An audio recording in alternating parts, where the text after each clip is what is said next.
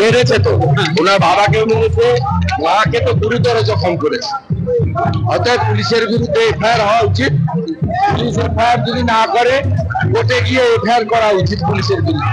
আর কোর্টে এফআইআর করে যদি পুলিশ অ্যাকশন না নেয়, পুলিশ ইনঅ্যাকশন হাইকোর্টে যাও।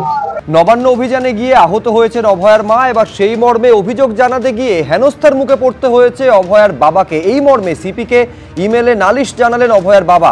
1 নম্বর থানা বলেছে 2 নম্বর থানায় অভিযোগ জানাতে। কিছুক্ষণ পর প্রথম থানা বলেছে না 3য় থানায় অভিযোগ জানান। তারপর 3য় থানা অভয় বাবার অভিযোগ অনুযায়ী বলা হয়েছে যে প্রথম থানায় অভিযোগ জানান। অর্থাৎ হেনস্থার মধ্যে বারবার ফেলেছে কলকাতার একাধিক থানা। এই মর্মে সিপিকে যখন নালিশ করেছেন, তারপর সিপি পাল্টা ইমেলে এটা জানিয়েছেন অভয়ের বাবাকে যে আপনার অভিযোগ নথিভুক্ত হয়েছে, নিউ মার্কেট থানায় জেনারেল ডায়েরি করা হয়েছে।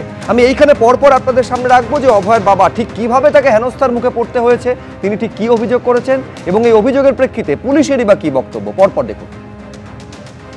আমরা একটা এফআইআর করেছি, যেটা করতে হয়, যেটা নিয়ম মাফিক আছে, মেলের মাধ্যমে করেছি। ঘটনাটা পুরো সম্পূর্ণ লিখে করেছিলাম। শেক্সপিয়ার সরণি থানায় করেছিলাম, কিন্তু ওরা আবার বলেছে এটা শেক্সপিয়ার সরণি থানা হবে না, এটা অন্য থানায় হবে। অন্য থানায়, কোন থানা সেটা বলেনি। পুলিশ এর তদন্ত করবে এবং আসল অপরাধীদের বের করবে, এটা শিওর রাখবো আমি। যারা যা মেরেছে আর কি, এই ব্যাপারটা পুলিশের উপর 200% ভরসা আছে। এটা এই ব্যাপারটা ফয়সলা করে আমার দেখিয়ে দেবে, কলকাতা পুলিশ কাজ করতে পারে। ওনারা শেক্সপিয়ার সরণি থানায় কমপ্লেইন করতে গেছিলেন, ডিজিজের বাড়ির লোক ওভার টেলিফোন ওরা কথা বলেছেন, মেল করার জন্য বলেছিলেন। তখন শেক্সপিয়ার সরণি বলেন যে place of occurrence new market PS. তো ওরা নিউ মার্কেট পিএস এর সঙ্গে যোগাযোগ করে স্যার। তো নিউ মার্কেট পিএস আবার বলেন না, place of occurrence Shakespeare PS. এবার ওরা পুলিশ কমিশনারকে লার্নেড সিপি স্যারকে ইমেল করে। ওরা তখন বলছে যে এটা একটা হ্যারাসমেন্ট। কমপ্লেনটা রিসিভ হয়েছে নিউ মার্কেট থানায়, ওটা আমরা বলছি কি নিউ মার্কেট থানায় কমপ্লেন রিসিভ হয়েছে, ওটা আমরা জিডি করে রেখেছি। শেক্সপিয়ারে নয়, নিউ মার্কেট।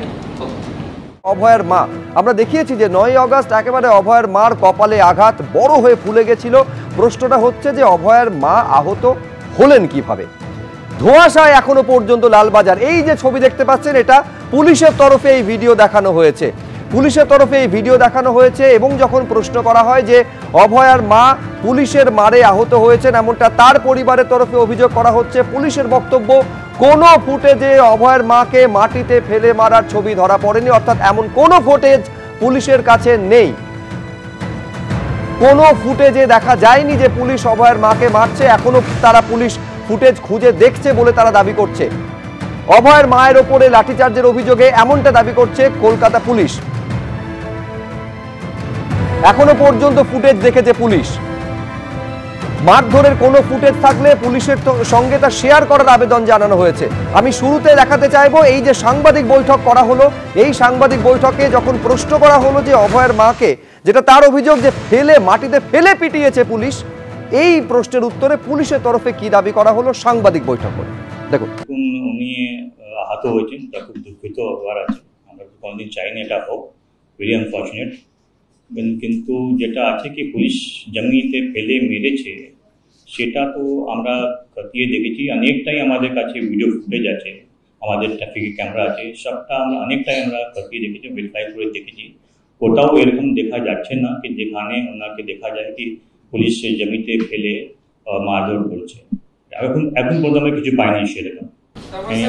এখনো পর্যন্ত আরজিকর কেসে ডিজিজড মাকে কোনো অ্যাসল্ট আপনাদের তরফ থেকে করা হয়নি। আমি বলছি, আবার বলছি কি এখন পর্যন্ত আমরা অনেকটাই ভিডিও, অনেকটাই ফটো খতিয়ে দেখেছি, ভেরিফাই করে দেখেছি। এখন অবধি আমরা কোনো রকম এরকম কোনো ভিডিও পাইনি যেখানে দেখা যায় কি পুলিশ ওনাকে মারছে।